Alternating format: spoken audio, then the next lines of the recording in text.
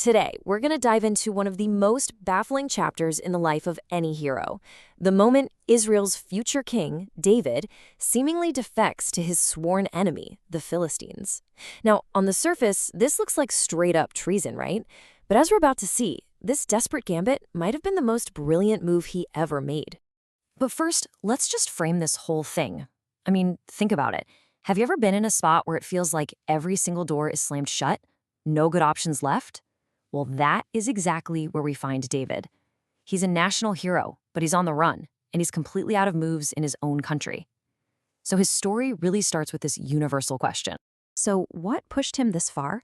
You have to remember, for years, David had been relentlessly hunted by a jealous and paranoid King Saul. He's been living in caves, running through deserts, hiding in forests, and that net was always closing in. And he had enough. He hit a breaking point. And this quote right here, this is basically his internal monologue, straight from the text. He is just completely and utterly exhausted. He's done the math and he's realized, as long as I stay here, in Israel, it's not a matter of if Saul gets me, it's just a matter of when. All the running, the close calls, the betrayals, it all just led to this one bleak conclusion. And look, this wasn't just about him, right? He wasn't just trying to save his own skin. He's got 600 men, plus all of their families, looking to him for everything. Can you even imagine that pressure? You're the most wanted man in the country, and you've got this small town's worth of people depending on you for their next meal, for their safety. It's not sustainable. So he does something that is just unthinkable. It's so radical, it looks like he's completely turning his back on his people. He decides that the only safe place left for him on earth is the one place he should never go, the land of his sworn enemies, the Philistines. And get this, he doesn't just sneak into some random border town. No, he walks straight into Gath. Yeah, that Gath, the hometown of Goliath, the giant he killed to become a hero in the first place. He literally walks up to their king, King Achish, and presents himself. I mean, the nerve of this guy. It's an unbelievable gamble. But here's the thing. If you take all the emotion out of it and just look at it strategically, it's kind of brilliant in a brutal sort of way. The second he steps over that border, boof, Saul can't touch him anymore. The hunt is over, he's out of his jurisdiction. And all of a sudden, instead of sleeping on a rock in some cave, he gets his own city, Ziklag. He trades this constant nail-biting uncertainty for some real stability. And how does he do it?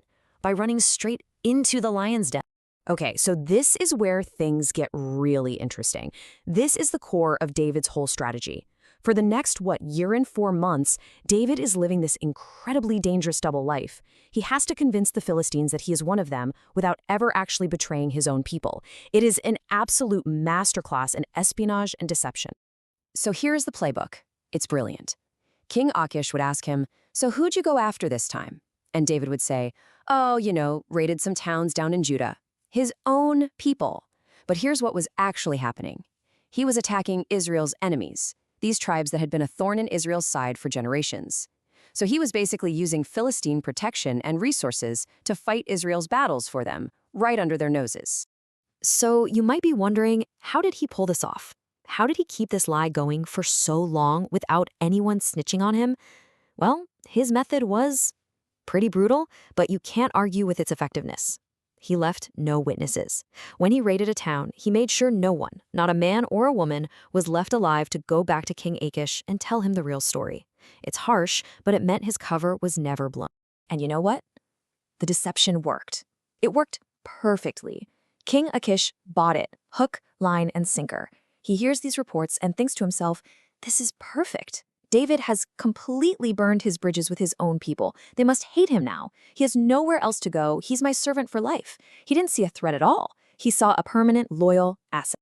So here's the real takeaway. This whole thing, it started as a desperate move just to survive, right? But it turned into something so much bigger. This act that looked like total betrayal was actually a strategic masterstroke that set him up perfectly for his next chapter. Let's just quickly recap what this crazy gamble actually achieved for him. First, and most obviously, he got safety. For himself, for his men, for their families. Saul was finally off his back. Second, while he was hiding out, he was actively weakening the very enemies that threatened Israel. And third, And this is key, he was quietly laying the political groundwork, building the alliances he would need to eventually become king. Now, it wasn't all just David being a brilliant strategist. You can see how circumstances, or maybe something more, just seemed to work out perfectly for him. Like when the Philistines geared up for a huge war against Israel, their own commanders got suspicious and said, "No way, we don't want him fighting with us." So he was forced to stay behind, which saved him from having to fight his own people. And he was using loot from his raids to send gifts to the elders of Judah, building goodwill. His absence from the main conflict also meant his hands were totally clean for what came next. Okay, so what does this 3,000-year-old story of high-stakes politics and survival have to do with us? Well, it's actually a pretty powerful lesson in how we can navigate our own versions of enemy territory. You know, those times in life when we feel totally trapped or compromised.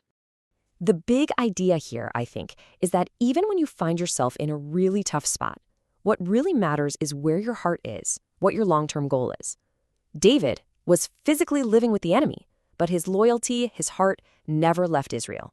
And because he held on to that core identity, he was able to turn what looked like a complete disaster into a massive strategic win. And that really leaves us with one final thought to chew on. David's story kind of challenges us to look at our own impossible situations a little differently. That crisis that feels like a total dead end? Maybe, just maybe, if we handle it with wisdom and integrity, it could become the unlikely path to our biggest opportunity. So the question for all of us is, what opportunity is hiding inside your crisis?